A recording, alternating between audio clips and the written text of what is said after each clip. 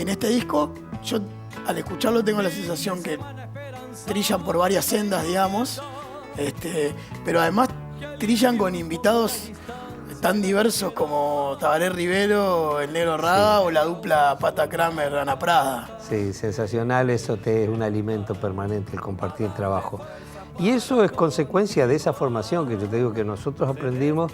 Fíjate que crecimos escuchando a los Beatles, a los Rolling, a Jethro Tull, escuchábamos a toda el tropicalismo, Caetano, Chico, Milton, escuchábamos el folclore argentino, la música popular latinoamericana en general, todo el canto popular chileno, pero además escuchábamos cosas académicas, por lo menos en el caso nuestro, particularmente el mío, con el Bocha, claro, ¿no? Benavides, el Bocha con su generosidad ponía su casa, sus libros, su material a disposición nuestra. Todos los días prácticamente después del liceo, nosotros al mediodía nos íbamos a del Bocha a tomar un tecito de Marcela de Nené y a escuchar. Y arrancamos de repente escuchando a Penderecki, un músico polaco que hace música contemporánea. De ahí pasamos a Boulez, un francés. Después escuchábamos a Buffy Sammeri, aquella cantante americana de folk, Simon y Garfunkel. Y después pasábamos por el último disco de Citarrosa, el último de Mercedes Sosa. Entonces era una riqueza tan grande que recibíamos, y después como resultado de eso, ese estímulo que te genera al escuchar cosas interesantes, también pasa cuando vas a un recital. De pronto por ahí disfrutás de un recital de un colega y terminó el recital y terminó.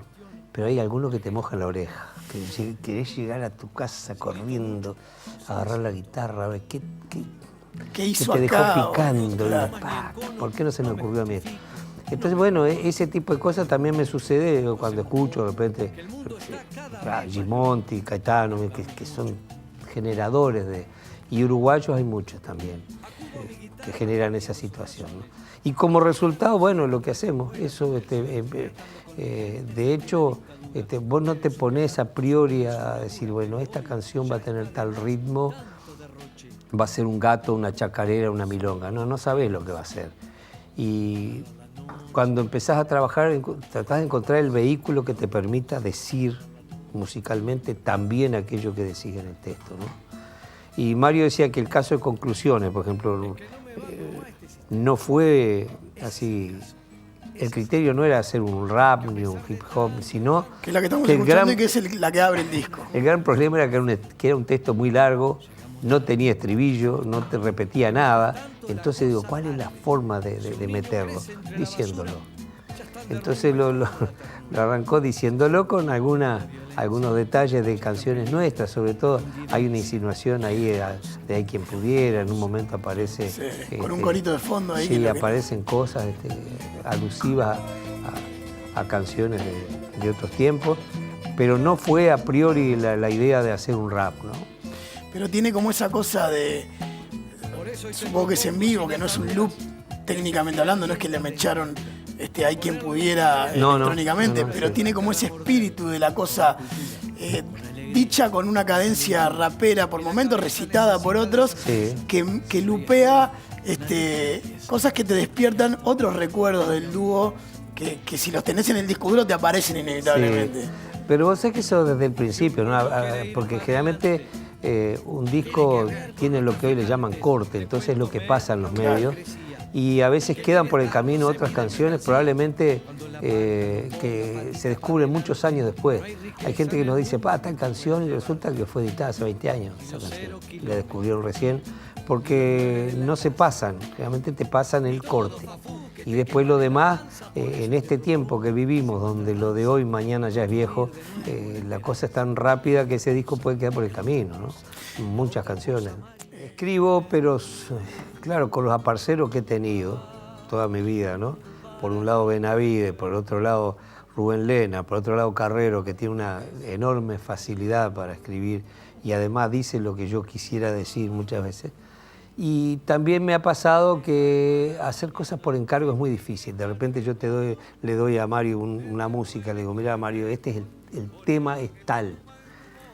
Y es muy difícil que enganche. A veces lo logra y a veces no se da. Y a veces quedan años las músicas. Y bueno, y las canciones salen... en realidad esa canción tenía un objetivo determinado. Fue escrita, empezó a ser escrita hace como 20 años a raíz de un artículo que había escrito el Negro Dolina que se llamaba Palabras Máscaras, donde aludía a las palabras con su... vamos a decir, la antítesis del significado, ¿no? Cuando vos querés decir que un tipo es brillante y le decís un insulto, es decir, claro. ¿no? Que mueve a la persona tipo, cómo va, lo antagónico va pasando a ser, agrandando, vamos a decir, la otra parte, ¿no? Y también el abuso de palabras que van perdiendo su vigencia, como pueblo, patria, en fin. Yo quería escribir algo sobre eso, le empecé.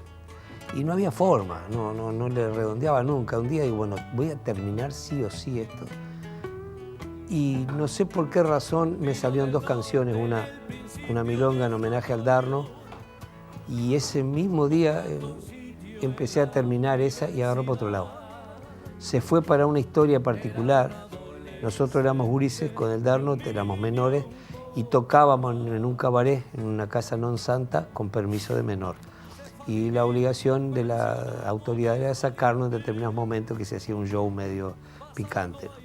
Bueno, después fuimos haciéndonos muy amigos de la casa y las señoras que trabajaban allí nos acuñaron como hijos. Y nosotros con Darno ya les dábamos línea, decíamos que tenían que formar un sindicato, porque eran explotadas, y se morían de risa con nosotros. Y bueno, la canción salió sobre un personaje de ese lugar, una mujer muy... que en realidad a los años te das cuenta que no era ninguna beldad. Claro. Una bailarina que capaz que había soñado de niña ser bailarina. Y bueno, la canción agarró para ese lado. Estas señoras que trabajan en este oficio en los pueblos generalmente tienen una ética. Te encuentran en la calle y no te saludan para no dejarte involucrado en el ambiente, ¿no? Y resulta que poco tiempo de yo haber venido para Montevideo, en una librería que tenía unas señoras que había conocido yo en la Feria del Libro, íbamos para estar con gente conocida, porque no conocíamos a nadie, te imaginas, recién venido. Y un día la veo a esta señora entrar con un saquito que ella tenía, un saquito de piel de leopardo, así sintética, y entra a comprar un libro. Me llamó mucho la atención. Y la fui a saludar y quedó muy emocionada que la saludara en la calle. Y después me pasó una cosa, yo hace 10 años que tengo un programa en el Sodre, en la emisora del Sur. Y desde que empecé el programa hay una canción que a mí me gusta mucho, del Nacho Suárez y de Samandú Palacio, que hay una versión de Cita Rosa que se llama María de las Esquinas.